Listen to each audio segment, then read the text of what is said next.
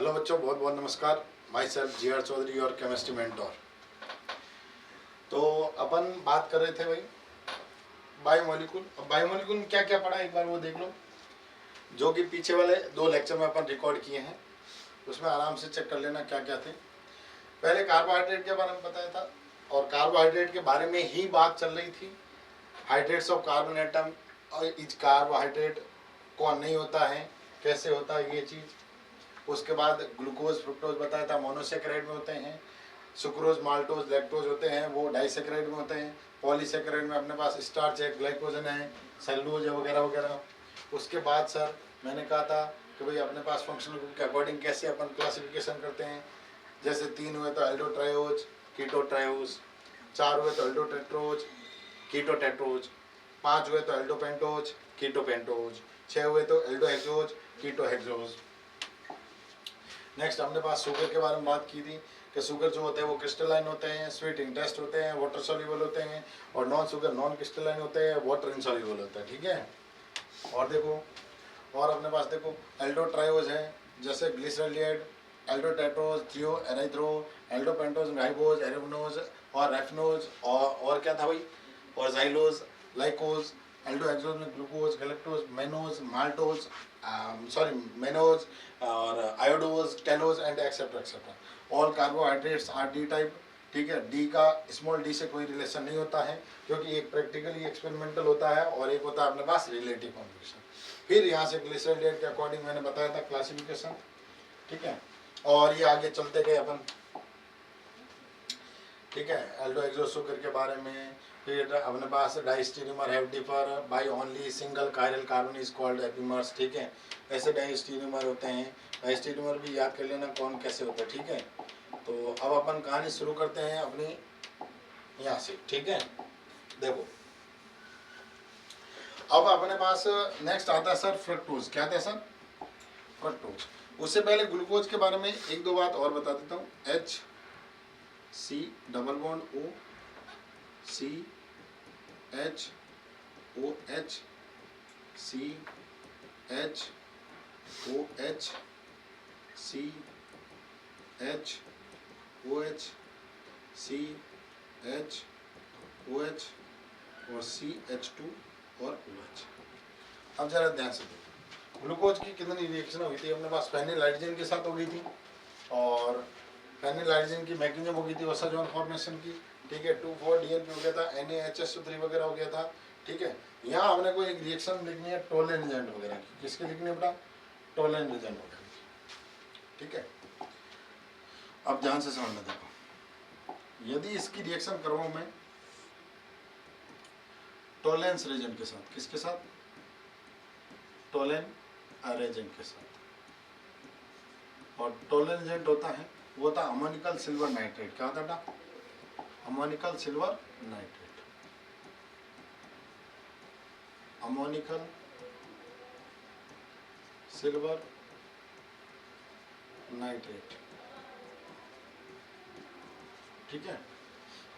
तो यहां से अपने पास बन जाता है COOH, और यहाँ आ जाता है CHOH का होल 4, और यहाँ आ जाता है CH2 और OH।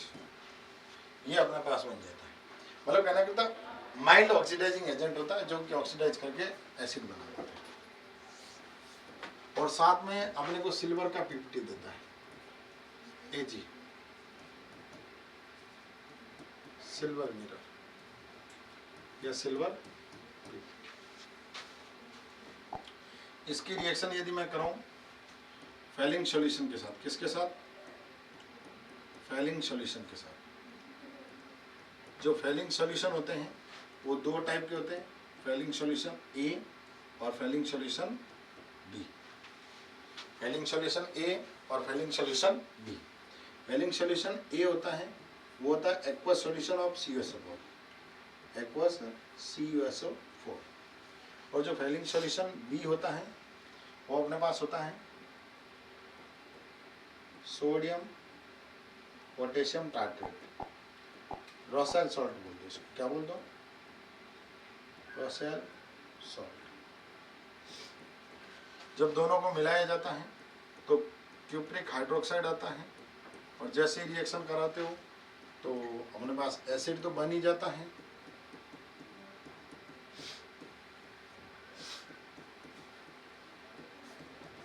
ठीक है, और प्लस का Cu2O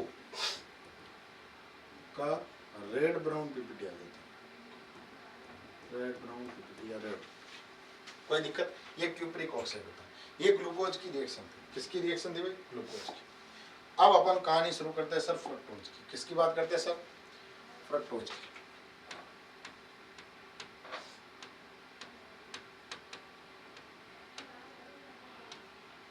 फ्रक्टोज को अपन बोलते हैं सर फ्रूट शुगर। क्या बोलते हैं?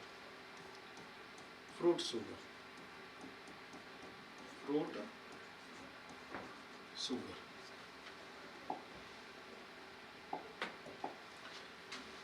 और सर इसका जो अल्फा होता है स्पेसिफिक रोटेशन वो होता है माइनस का 92.4 डिग्री। कोई दिक्कत? इसका इसको बोलते हैं लीवो रोटेटिव। क्या बोलते हैं? लीवो रोटेटिव।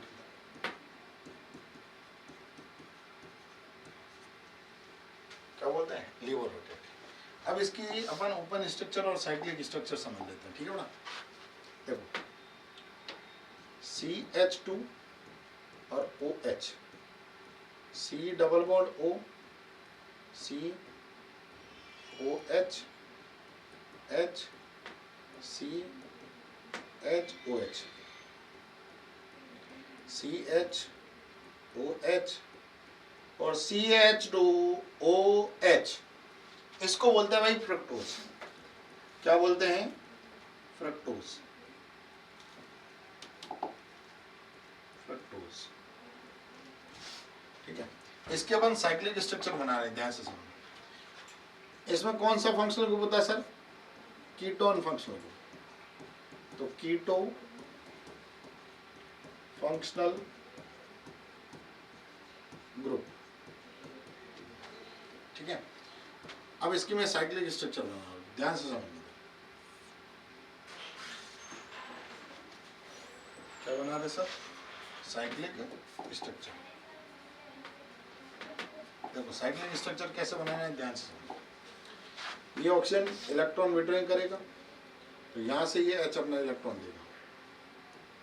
कोई दिक्कत? तो यहां से अपने पास ये ऑक्साइड बॉन्ड बनेगा। क्या बनेगा सर? Oxide bond. तो क्या जाएगा? देखो CH2OH, carbon OH, carbon HOH, carbon HOH, carbon CH2 और OH, और यहां से ये बॉन्ड बनाता है ये। कोई दिक्कत? दूसरा होगा सर वो बन जाएगा OH, carbon CH2OH, carbon HOH, carbon OH, H, carbon H, CH2 और OH, और यहाँ अपने पास बन जाएगा ऑक्साइड बॉन्ड। क्या बन जाएगा सर? ऑक्साइड। अब मैं पहले भी बता चुका हूं कि सर जो इनसाइड होता है ये इनसाइड आर ऑलवेज अल्फा होता है और आउटसाइड आर ऑलवेज हमेशा क्या होता है? बीटा। तो इसको लिखेंगे अल्फा डी माइनस फ्रक्टोज, और इसको लिखेंगे बीटा डी माइनस फ्रक्टोज। ठीक है, ये इनकी साइक्लिक स्ट्रक्चर हो गई। क्या हो गई भाई साहब? Cyclic structure. छापो जल्दी से, फिर आगे बढ़ते हैं। Next sir,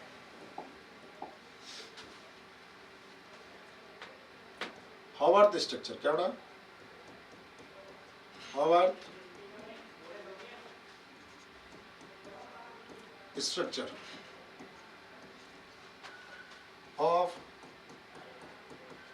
fructose. फ्रक्टोज की अपने को क्या देंगे सर? Howarth structure.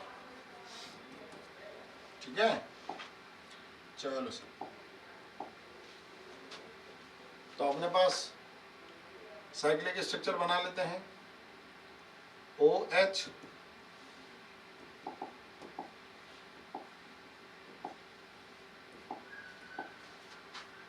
यहाँ आ जाएगा सर CH2OH C, और यहाँ आ जाएगा डबल बॉन्ड O, और carbon H OH, carbon H OH, carbon H OH, CH2 और OH। अब इसकी साइक्लिक स्ट्रक्चर बना देखो, 1 2 3 4 5 6, ठीक है। इसका और अल्फा और बीटा फॉर्म बनाते हैं। क्या बनाते हैं सर? अल्फा और बीटा। ये क्या फ्यूरेन से रिलेट करता है? किससे? फ्यूरेन से। और फ्यूरेन कुछ ऐसा होता है, ऐसे इस फ्यूरेन से रिलेट करता है, इसलिए इसकी स्ट्रक्चर बनने वाली कुछ ऐसी होगी। देखो,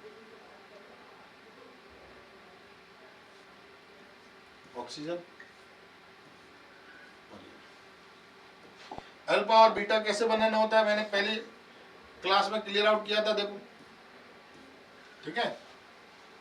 तो सर अल्फा वाला कहाँ गया? हीरा, इनसाइड वाले लिख दो, इनसाइड वाले ये लो OH, यहाँ जाएगा CH2OH, फिर देखो HOH, ये H और ये OH, ये H और ये OH, और यहाँ अपने पास क्या जाएगा? CH2 और OH और H, यही है देखो लास्ट, ठीक है।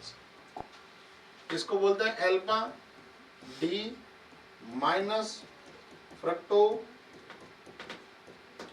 फ्यूरेनोस। कोई दिक्कत? चलो अगला क्या बन जाएगा? देखो बीटा फॉर्म बनाना है। क्या बनाना भाई? Beta form. क्या बनाना है? Beta form. देखो तो यहां आ जाएगा सर OH, यहां आ जाएगा CH2OH, यहां आ जाएगा sir OH H H OH और CH2OH और ये H। अब इन दोनों को देखो, ये कार्बन चेक करो और ये कार्बन चेक करो। तो मैं यहां लिख रहा हूं alpha beta form of fructose is C2 enomer। ये आपस में क्या है सर? C2 एनोमर है। तो इसका नाम क्या लिखोगे रे? Beta D minus fructofuranose, beta D minus fructofuranose. ये हो गई sir cyclic structure of fructose, ठीक है। चलो आगे बढ़े भाई। नेक्स्ट देखो केमिकल प्रॉपर्टीज की बात करेंगे। किसकी बात करेंगे sir? Chemical properties of fructose. Chemical properties of fructose. देखो केमिकल प्रॉपर्टी में क्या जा रहा है, ध्यान से सुनना। H CH2 और OH, ठीक है। इसको बीच में देखो, यहाँ बनाते बीच में CH2 OH C double bond O C H OH C H OH C H OH और CH2 और OH। ये है सर स्ट्रक्चर, ठीक है। अब इसको अपन करते हैं बड़े डब्बे में बंद, ठीक है। अब इसकी रिएक्शन समझना। देखो पहली रिएक्शन सर नंबर 1, NH2 और OH के साथ, तो सर ये बनता है फ्रुक्टोक्साइन। क्या बनता है? फ्रुक्टोक्साइन। फ्रुक्टोक्साइन मतलब यहाँ NH2OH लग जाएगा, ठीक है, मतलब कहना करता है H2 हो जाएगा और NaOH लग जाएगा। दूसरी रिएक्शन सर HCN के साथ, तो इसको बोलेंगे फ्रक्टो साइनोहाइड्रिन। साइनोहाइड्रिन। अगली रिएक्शन सर Br2 वाटर के साथ, इसमें कोई रिएक्शन नहीं होती, ये ध्यान रखना, नो रिएक्शन। जबकि ग्लूकोज में Br2 वाटर के साथ रिएक्शन होने पर ग्लूकोनिक एसिड बनता था। Next reaction sir Tollens reagent, यहां से अपने को मिलता था सर सिल्वर मिरर। अगला सर फेलिंग सॉल्यूशन टेस्ट, एपएस टेस्ट, यहां आ जाएगा सर Cu2O क्यूप्रिक ऑक्साइड का रेड ब्राउन पीपीटी, रेड, ठीक है। और रिएक्शन किसके साथ कराओगे सर? CH3COH, यह एसिडिक एनाइड्रेट, तो बनने वाला जो प्रोडक्ट होगा वो होगा फ्रुक्टोज पेंटा एसिटेट,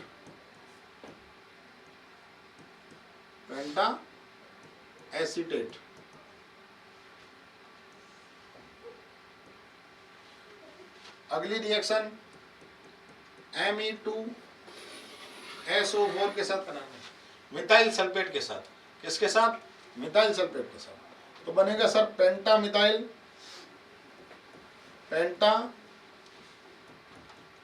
मिथाइल ओ फ्रक्टोज। और अगली रिएक्शन यदि मैं करवाऊं बेटा MEOH के साथ और प्लस HCl ले लूं एसिडिक मीडियम में, तो ये बनता सर ओ मिथाइल फ्रक्टोज। बाकी रिएक्शन जो हमने किसमें देखी थी सर? ग्लूकोज में, वो सारी की सारी यहाँ ऐड हो जाएगी। और रिएक्शन लिखना चाहो तो और लिख दो। यदि मैं फेनिल हाइड्रोजन के साथ कराऊं, ये तो सबसे प्यारी रिएक्शन है, क्या बन जाएगा सर? ओसाजोन। कैसा जोन? ओसाजोन। अगली रिएक्शन सर एक लास्ट रिएक्शन जरूर याद रखना, इसकी रिएक्शन यदि मैं HiO4 के साथ कराऊं परायोडिक एसिड के साथ, तो यहां बनता सर 3 मोल HCOH और प्लस का HC डबल बॉन्ड O और H फॉर्मेल्डिहाइड और प्लस का बनता सर 2 मोल ऑफ CO2, ठीक है, ये ध्यान रखना। उसमें 5 मोल ऑफ HCOH बनता था और 1 मोल फॉर्मेल्डिहाइड बनता था, ठीक है भाई। चल आगे बढ़े। अब सर अपने पास जो शुगर है वो 2 टाइप से डिसाइड होती है, एक होती है रिड्यूसिंग, एक होती है नॉन रिड्यूसिंग शुगर। वापस सुनना ध्यान से भाई, जो शुगर होती है अपने पास वो 2 टाइप से डिसाइड होगी। एक तो होगी सर रिड्यूसिंग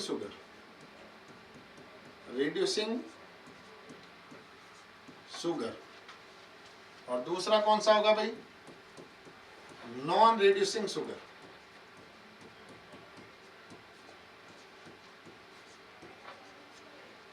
कोई दिक्कत? चलो सर, अब रिड्यूसिंग शुगर कब होगा जरा ध्यान से सुनो। इसको थोड़ा इधर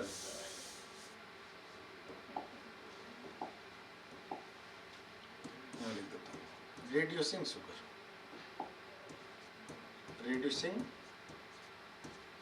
शुगर, ठीक है। चलो भाई, सबसे पहले नंबर 1 टोलेन रेजेंट टेस्ट।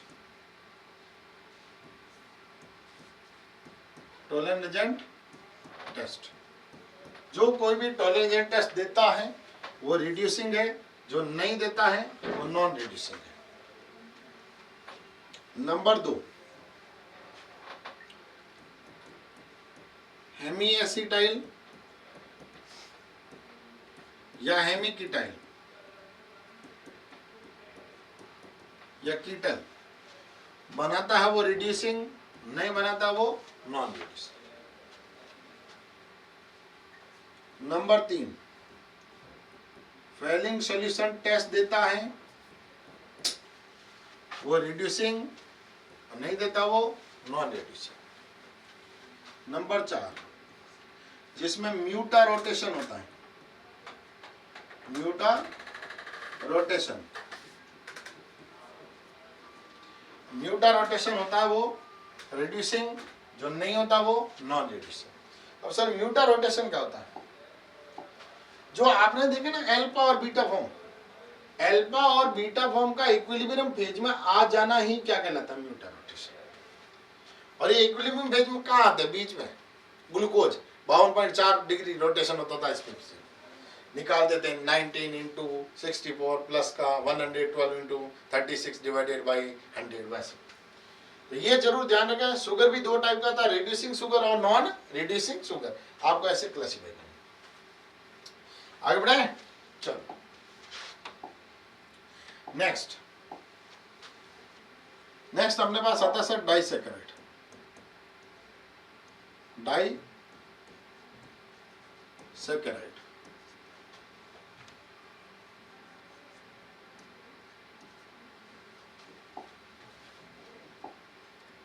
अब डाइसैकेराइड भी 2 टाइप के होंगे, देखो ध्यान से सुनना। डाइसैकेराइड भी कितने टाइप के होंगे? 2 टाइप के। पहला टाइप और ये दूसरा टाइप।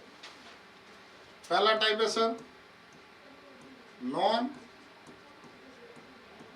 रिड्यूसिंग और दूसरा होता सर रिड्यूसिंग। नॉन रिड्यूसिंग और रिड्यूसिंग। नॉन रिड्यूसिंग में कौन आता सर? सुक्रोज। कौन आता है? सुक्रोज। इसमें कौन आता सर? माल्टोस और लैक्टोस। कोई दिक्कत? चलो सर कैसे बनता है जरा ध्यान से सुनना, बहुत ध्यान से सुनना। यदि मेरे पास ये सुक्रोज है, नंबर 1 पहला पॉइंट, सुक्रोज का मैं यदि हाइड्रोलाइसिस करवाता हूं एसिडिक मीडियम में, कौन से मीडियम में? Acidic medium. तो यहां बनता है सर ग्लूकोज प्लस का फ्रक्टोज। देखो कॉन्सेप्चुअल चैप्टर में, कॉन्सेप्ट तो नहीं कह सकते लेकिन बहुत अच्छा चैप्टर है, इसको समझने की कोशिश करनी। या एमिनो एसिड तक बहुत अच्छा चैप्टर है, फिर तो थोड़ा बहुत थ्योरेटिकल पोर्शन भी आता है और होना भी चाहिए। दूसरा पॉइंट है सर माल्टोज। माल्टोज का यदि मैं हाइड्रोलाइसिस करवाता हूं माल्टेज एंजाइम की प्रेजेंस में, किसकी प्रेजेंस में? माल्टेज एंजाइम की प्रेजेंस में, तो सर बनता है अपने पास 2 मोल ऑफ ग्लूकोज, और ये ग्लूकोज की अल्फा यूनिट होगा, और ये जो ग्लूकोज होगा वो अल्फा यूनिट वाला होगा और फ्रक्टोज होगा वो बीटा यूनिट वाला होगा। कोई दिक्कत? Number 3 sir lactose. इसका यदि मैं हाइड्रोलाइसिस करवाता हूं लैक्टेज एंजाइम की प्रेजेंस में या लैक्टम एंजाइम की प्रेजेंस में, लैक्टेज बोल सकते, तो सर बनता है ग्लूकोज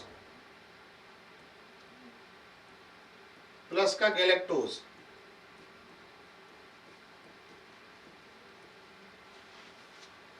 बीटा ग्लूकोज और बीटा ही गैलेक्टोज, तो ये बीटा फॉर्म होता है।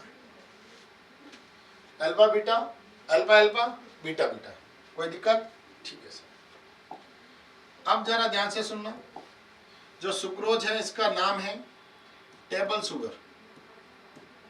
टेबल शुगर, या इसको बोलते हैं कैन शुगर और कैन शुगर। माल्टोज को बोलते हैं माल्ट शुगर। क्या बोलते हैं? Malt sugar. और ये सर अपने पास मिल्क शुगर, मिल्क शुगर, ये जरूर है। आराम से बढ़िया से छाप लो इसको। नॉन रिड्यूसिंग, रिड्यूसिंग के अकॉर्डिंग बता दिया मैंने। नॉन रिड्यूसिंग में कौन आता है सर? सुक्रोज। और रिड्यूसिंग में कौन आता है सर? माल्टोज और लैक्टोज। ठीक है, चलो डाइसैकेराइड की कहानी है भाई, ध्यान से समझना। नेक्स्ट सर नंबर 1 आता है सर सुक्रोज। अब अपन सबके हावर्थ स्ट्रक्चर की बात कर लेते हैं, ठीक है। तो पहले नंबर 1 हावर्थ स्ट्रक्चर ऑफ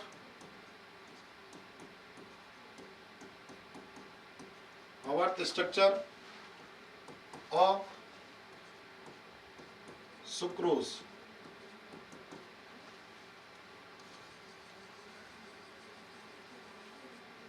तो हावर्थ स्ट्रक्चर कैसे बनाते हैं जरा ध्यान से सुनो। देखो ग्लूकोज का तो लेना है अल्फा फॉर्म और फ्रुक्टोज का कौन सा लेना है? Beta form.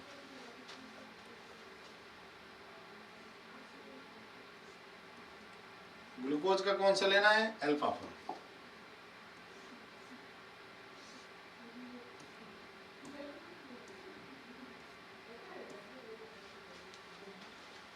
ठीक है, और फ्रुक्टोज का कौन सा लेना सर? Beta form.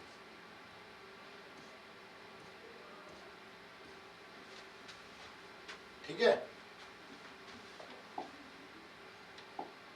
अब जरा ध्यान से सुनो। यहां अपने पास जो बॉन्ड बनता है इन दोनों के बीच में बनता है, यहां ऐसे। ठीक है, ये H H OH H OH H OH H CH2OH। ठीक है, यहाँ आ जाएगा सर CH2OH। ठीक है, अब देखो चेंज किया मैंने, बहुत ध्यान से सुनना। C1 और C4 ग्लाइकोसाइडिक बॉन्ड है। क्या C1 और C4 ग्लाइकोसाइडिक बॉन्ड है क्या? या C1 C2 है? इधर देखो फ्रुक्टोज में जाओ,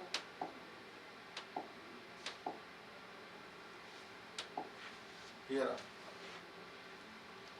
अब यहाँ अपने पास OH है, अल्फा बीटा कौन सा? बीटा ये रहा। इस बीटा को ऐसे घुमा दो, बीटा को ऐसे घुमा दो।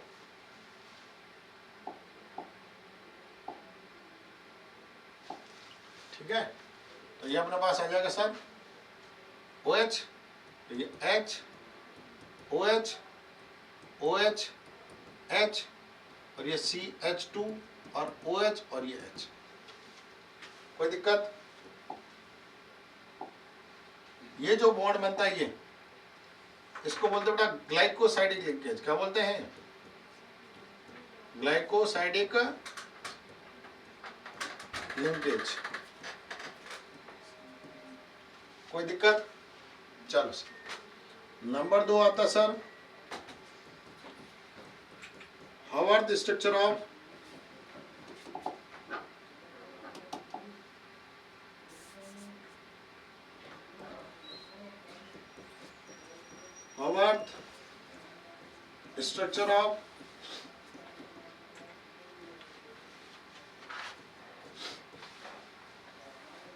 माल्टोज।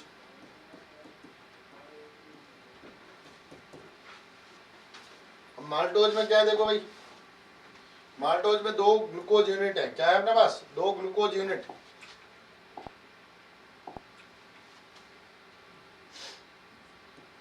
ऑक्सीजन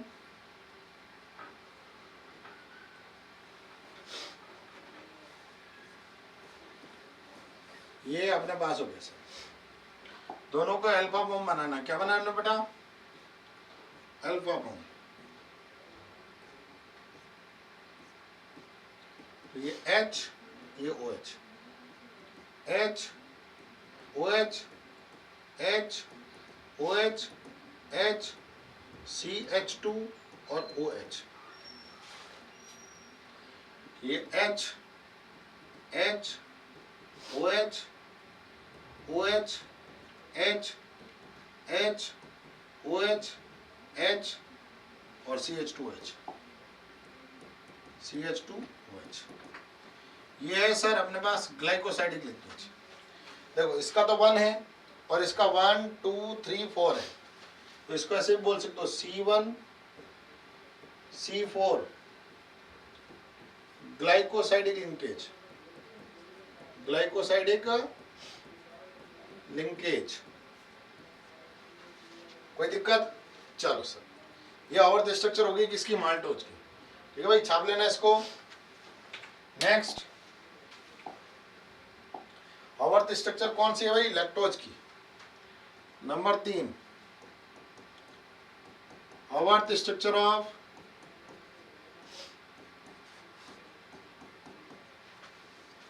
आवर्त स्ट्रक्चर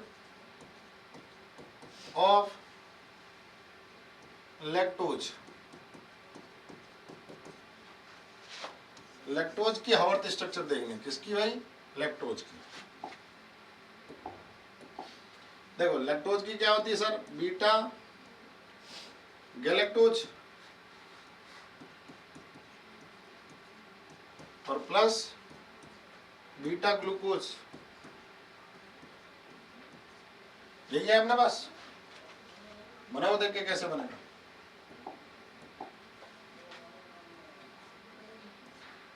ऑक्सीजन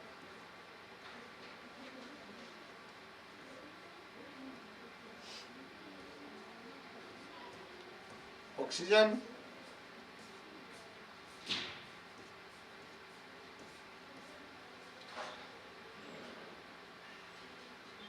ये अपने पास ऑक्साइड बॉन्ड बनेगा उल्टा ऐसे।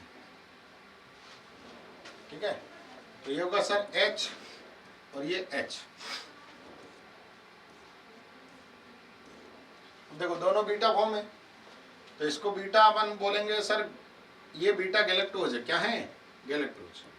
H OH H CH2 और OH और OH H H OH। इसमें H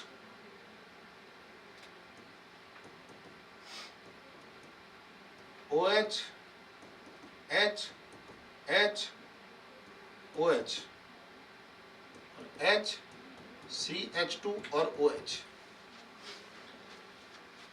ये जो है ना सर, ये गैलेक्टोज पार्ट क्या है? गैलेक्टोज। और ये जो पार्ट है सर, ये है ग्लूकोज का। कोई दिक्कत? तो सर ये होता है नॉन रिड्यूसिंग हाफ और ये होता है रिड्यूसिंग हाफ। ठीक है, ये थोड़ा ध्यान रखें लैक्टोज में। कोई दिक्कत? ये थी सर डाइसेकेराइड की कहानी। किसकी कहानी सर? डाइसेकेराइड। अब बात करते हैं सर पॉलीसेकेराइड की। किसकी बात करते हैं sir? Polysaccharide.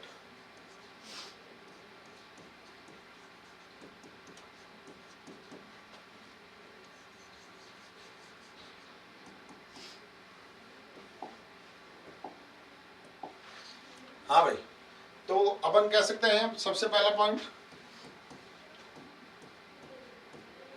Polymer of monosaccharide unit. Monosaccharide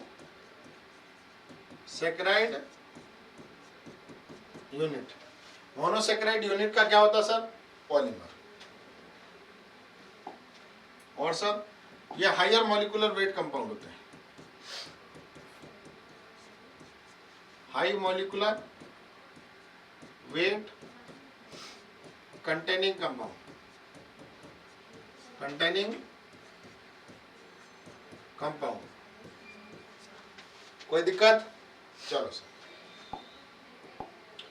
next point जरा ध्यान से सुनना। सर ये जो पॉलीसेकेराइड होता है ना, ऑल पॉलीसेकेराइड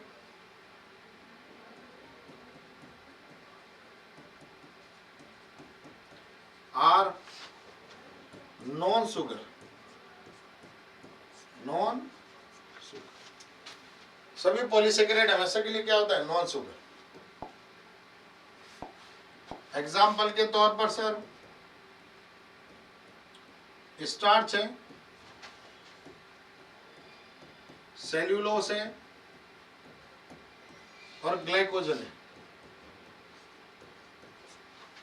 देखो सेल्यूलोज और ग्लाइकोजन एक एनसीईआरटी में देख लेना, 5-6 लाइन दे रखी है।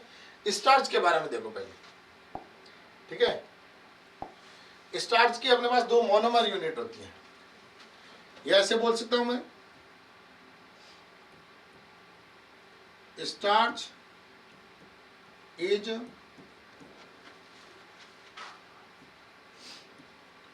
Polymer of alpha glucose.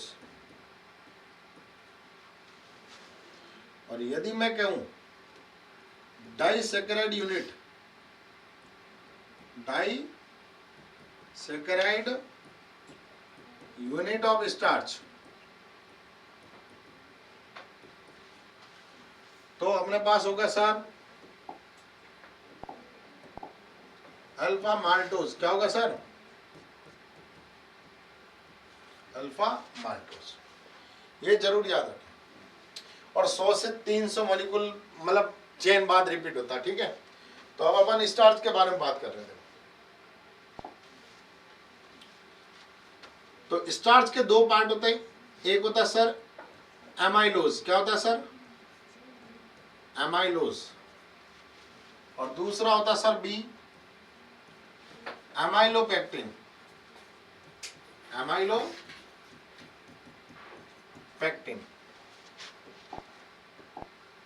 दोनों में क्या होता है जरा ध्यान से सुनना। ये जो होता है वो होता है सर 20% पार्ट ऑफ स्टार्च, ठीक है। और ये होता है सर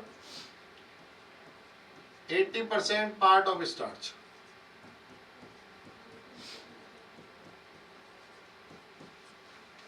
ठीक है। और सर ये सॉल्यूबल होता है इन हॉट वाटर। गर्म पानी में ये सॉल्यूबल होता है। लेकिन जो अपने पास एमाइलोपेक्टिन होता है वो क्या होता है सर? इनसॉल्यूबल। इनसॉल्यूबल। और ये होता है सर लीनियर कॉम्बिनेशन। क्या होता है? लीनियर पॉलीमर बोल सकते हो ऑफ अल्फा ग्लूकोज। और ये होता है sir branched polymer. Branched polymer of alpha glucose. ठीक है भाई, समझ तो रहे हो ना? ठीक है। Next sir lesser molecular weight होता है सर, लेसर मॉलिक्यूलर वेट। और इनका होता है सर हायर मॉलिक्यूलर वेट। क्या होता है? Higher molecular weight. और sir formation blue complex, blue complex with I2। I2 solution के साथ रिएक्शन करोगे तो ब्लू कॉम्प्लेक्स बनेगा। और सर ये formation of violet complex, violet complex with I2। ये ध्यान। ये कहानी थी सर पॉलीसेकेराइड में स्टार्च की। स्टार्च में भी 2 पार्ट होते हैं, एमाइलोज और एमाइलोपेक्टिन। एक सर 20% पार्ट होता है, एक 80% होता है, एक वाटर इनसॉल्युबल होता है हॉट वाटर में, और एक होता है वाटर इनसॉल्युबल में। ठीक है। नेक्स्ट क्लास में अपन बात करेंगे, वो बात करेंगे सर इनके अर्थ स्ट्रक्चर के ऊपर, ग्लाइकोजन के ऊपर, और उसके बाद अपन बात करेंगे sir amino acid, DNA, RNA, और लगभग अब 2 या 3 लेक्चर और लगेंगे। ठीक है, तो आज की क्लास को करते अपन यही समाप्त, फिर से मिलेंगे अगली क्लास में, तब तक के लिए ओके बाय, धन्यवाद, जय हिंद।